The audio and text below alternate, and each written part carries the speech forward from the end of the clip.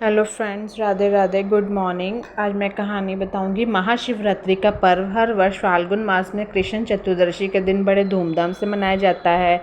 इस दिन भगवान शिव और माता पार्वती का विवाह हुआ था। शिवरात्रि के दिन सभी जो है भक्तन प्रातः काल जल्दी उठकर स्नान करके मंदिर जाते हैं और शिवलिंग की पूजा करते हैं। उस दिन उपवास रखने और शिवलिंग पर बेल पत्र चढ़ाने का भी अत्यधिक महत्व है। वो तो हम सबको पता है। महाशिवरात्रि का पर्व यह एक भक्ति कहानी है। महाशिवरात्रि के दिन उपवास रखने व शिवजी को बेल पर चढ़ाने की परंपरा एक कथा से शुरू हुई थी जो शिकारी से जुड़ी हुई है। इसका वर्णन स्वयं शिव पुराण में मिलता है। वही कथा है, भक्ति कथा ही है शिवजी और शिकारी की। एक बार एक शिकारी था जिसका नाम चित्रभानु। वह जंगली पशुओं का शिकार करता था और अपना और अपने परिवार का पेट भरता था। इसी तरह उसका जीवन यापन होता था। दिनचर्या नहीं, जीवन का निर्वाह जिसको कहते हैं। उस शिकारी पर एक सेठ का ऋण था जिसे वह चुका नहीं पा रहा था। इसी कारण सेठ ने एक दिन उसे बंदी बना लिया और सुबह से भूखा रखा। उस दिन महाशिवरात्रि का भी पर्व था, बाबा भोलेनाथ का दिन था। संध्या के समय सेठ ने उसे कारागार से निकाला और ऋण चुकाने के लिए एक दिन का समय दिया।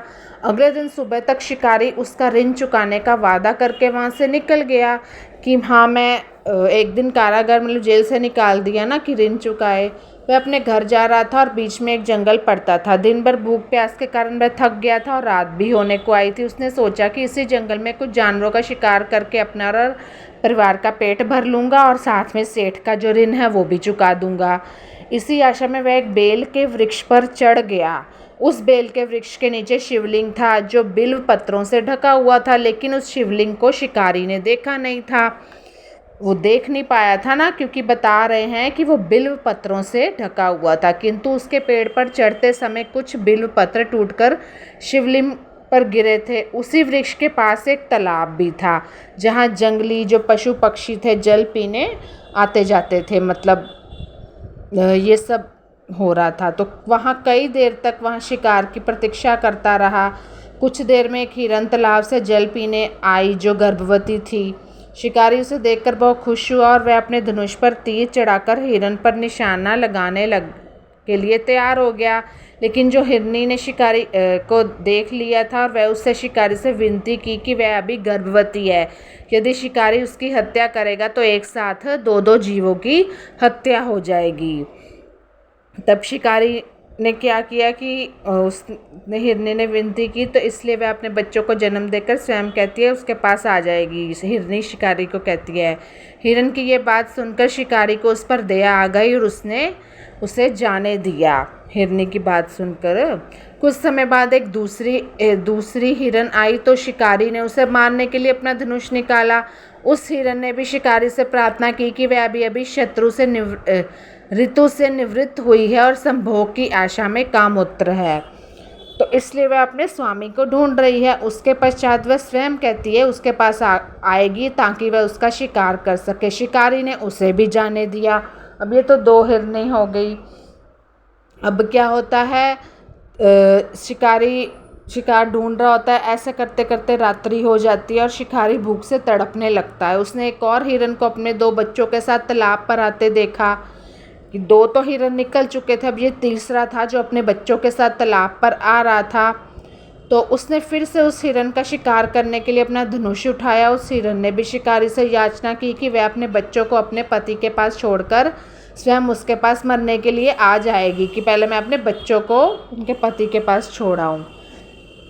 तो क्या शिकारी ने उस पर भी शिकारी को दया आ गई। शिकारी ने उसको छोड़ दिया और अब सुबह होने की आई थी और सूर्य निकलने लगा था, लेकिन शिकारी अभी तक एक भी शिकार नहीं कर पाया था और वह भूख से अत्यंत व्याकुल था, बहुत बेचैन सा था। तभी उसने एक हुष्ट पुष्ट हिरन को वहां आते देखा और सोचा कि इसका शिकार तो मैं अवश्य करूंगा। उसने जैसे ही उसे मारने के लिए अपना धनुष उठाया तो उस हिरन ने उसे कहा कि यदि वह यहाँ आने वाले तीनों हिरनों को मार चुका है ना तो उसे भी मार दे, और यदि उसने उसे क्षमा कर दिया है तो वह उसे भी क्षमा कर दे। उसने शिकारी को बताया कि वह उन तीनों हिरनों का पति है और यदि वह उसको मार देगा तो वह तीनों हिरन अपना दिया गया वचन पूरा नहीं कर पाएंगी।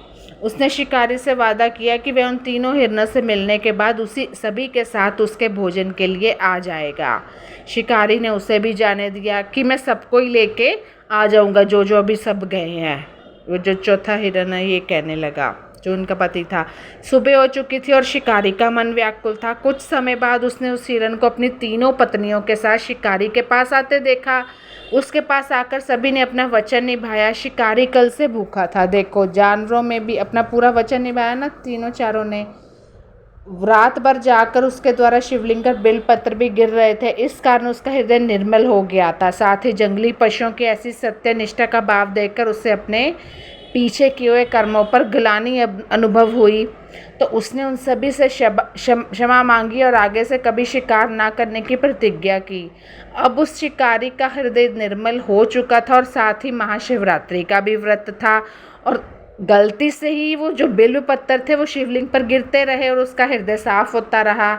शिकारी की ऐसी उदारता देखकर भगवान शिव अत्यंत प्रसन्न हो गए और उन्होंने उसे दर्शन दिए और उन्होंने उस शिकारी को मृत्यु पश्चात मोक्ष प्रदान किया और शिवलोक में स्थान दिया।